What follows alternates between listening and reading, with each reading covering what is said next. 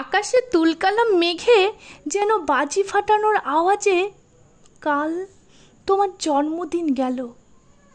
ঘরে বৃষ্টির ছাট এলো, জানলাগুলো বন্ধ করিনি। আলো নেভানো অন্ধকারে থেকে থেকে ঝিলিকে দেওয়া বিদ্যুতে আমি দেখতে পাচ্ছিলাম তোমার মুখ।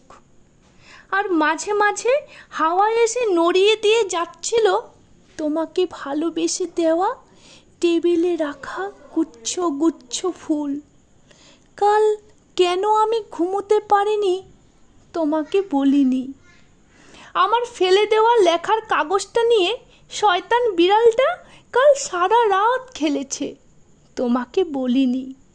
দরজাল ঘড়িটা একদিন আমাকে বাজিয়ে দেখে নেবে বলে টিকটিক শব্দে শাসিয়েছে, তোমাকে বলিনি।